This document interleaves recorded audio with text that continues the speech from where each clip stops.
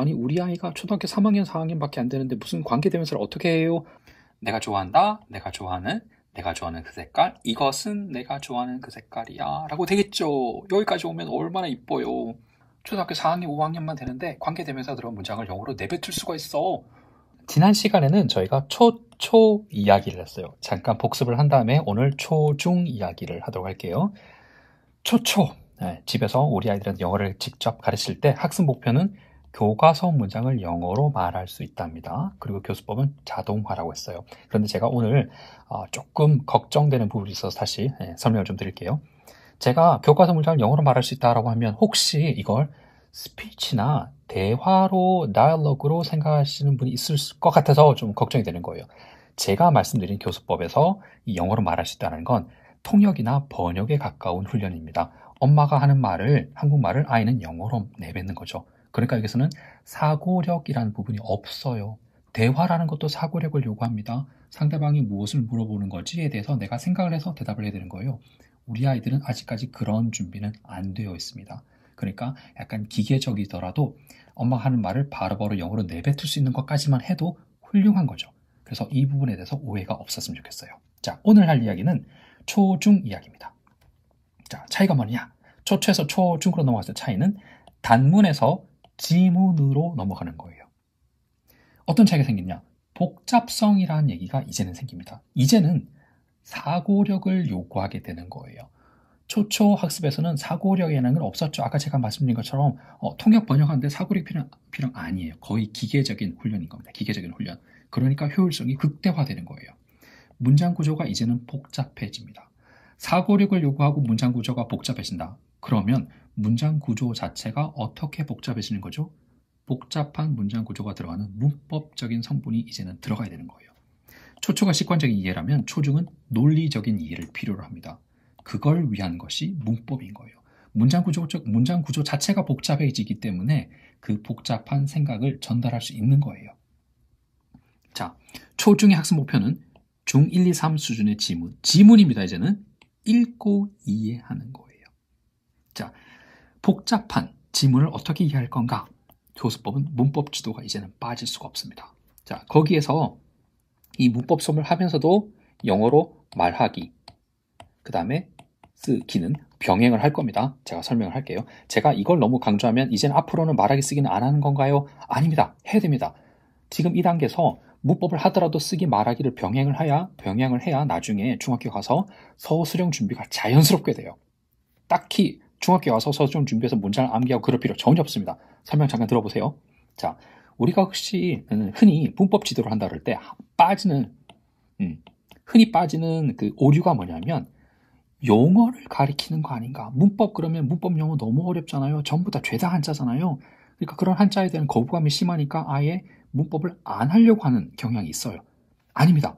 문법을 지도한다는 건 용어를 가르친다는 게 아니에요. 개념을 이해시키는 겁니다. 제가 예를 들어 볼게요. 자, 여기까지 오면 또 문법이야. 돌고 돌고 돌아서 또 문법이야. 이러고 이제 나가시려는 분이 계신데 제발 잠깐만 기다려 보세요. 네. 관계 대명사 that을 가르쳐야 됩니다. 네. 아니, 우리 아이가 초등학교 3학년, 4학년밖에 안 되는데 무슨 관계 대명사를 어떻게 해요? 할 수 있어요. 제가 가르치는 애들 다 이해했습니다. 자, 관계 대명사의 가장 중요한 특징은 뭘까요? 그건 문장을 통째로 형용사로 바꿔주는 겁니다. 그래서 관계사의 다른 이름은 형용사절 접속사예요.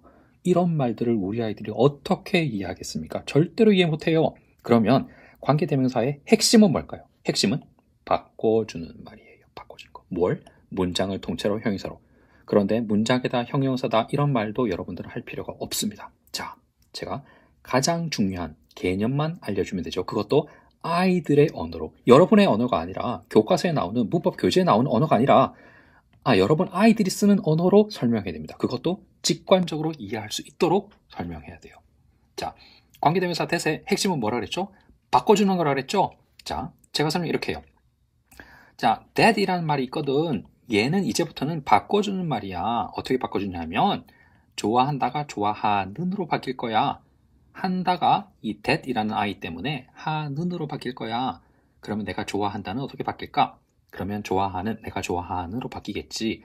이 정도 티칭이 되면 아이들이 받아들이기 시작합니다. 자, 수업을 이렇게 하죠. I like는 내가 좋아한다야. 그런데 I like 앞에 that이라는 말이 있네. 얘가 뭐 하는 거라 그랬지? 얘가 하는 짓이 뭐지? 네, 그러면 아이들이 바꿔줘요.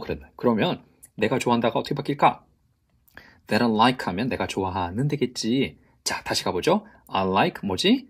내가 좋아한다. that I like 내가 좋아하는 the color that I like 그러면 내가 좋아하는 색깔 이렇게 되겠죠. 여기까지만 애들이 따라와도 훌륭한 거예요. 그날 수업 그냥 박수 치면서 끝내도 돼요. 이게 핵심이니까. 이게 관계대명사의 핵심이니까. 여기까지 따라오는 게 핵심이니까. 여기까지만 오면 돼요. 그러면 여기까지 잘 오면 어떻게 하면 됩니까? 나중에 뒤에 있는 말 바꿔주면 되겠죠. 내가 좋아한다는, 내가 좋아하는, 엄마가 좋아한다는, 엄마가 좋아하는. 그러면 like와 likes의 차이도 알겠죠? 아빠가 좋아하는. 그 다음에 앞에 나오는 선행사를 바꿔보는 거예요. 선행사란 말 할 필요 없죠. 우리 아이들한테는. 너가 좋아하는 색깔. 그러면 the color you like. 너가 좋아하는 게임, the game you like 되겠죠. 그 다음에 아빠가 좋아하는 스포츠, 엄마가 좋아하는 영화 여기까지 오겠죠. 자, 그러면 후치수식이라는 말은 어떻게 설명할 수 있을까요? 설명하는 게 아니라 보여주는 겁니다. 나는 항상 이 that이라는 말 공부할 때 뒤에서부터 이렇게 왔어.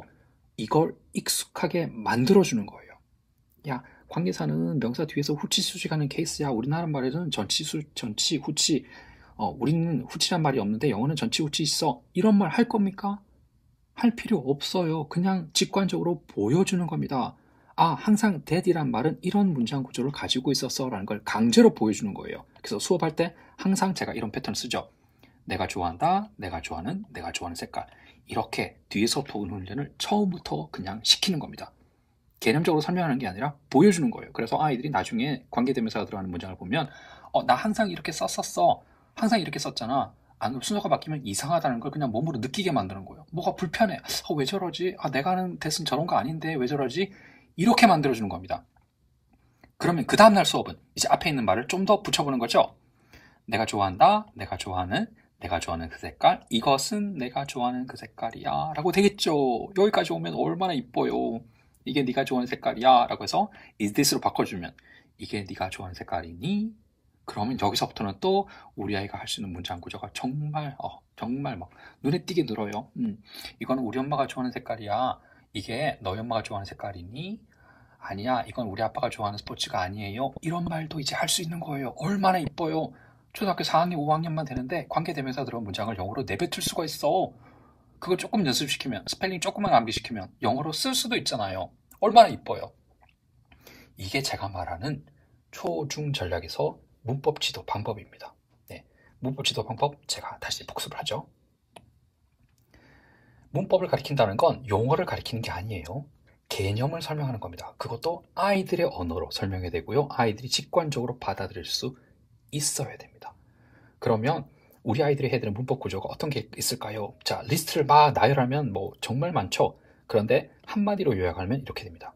자, 우리 아이들이 중학교 과정에서 꼭 알아야 되는 문법은 준동사, 그 다음에 WH입니다. 준동사는 투부정사, 그 다음에 ing가 붙는 준동사, ed가 붙는 준동사, 이 세 가지를 준동사라고 해요.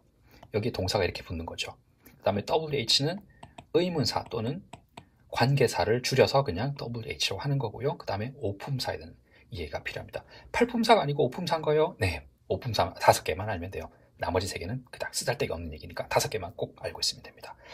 자, 오늘은 초중 전략인데 그 중에서도 문법 베이스로 제가 설명을 드렸어요. 자, 다음 시간에는 중중 전략 넘어가겠죠. 똑같은 중등 과정을 하는 건데 초등학생이 중등 과정을 할 때와 중학생이 중등 과정을 할 때 학습 목표가 달라집니다. 학습 목표가 달라지면 이제는 여러분들 아시죠?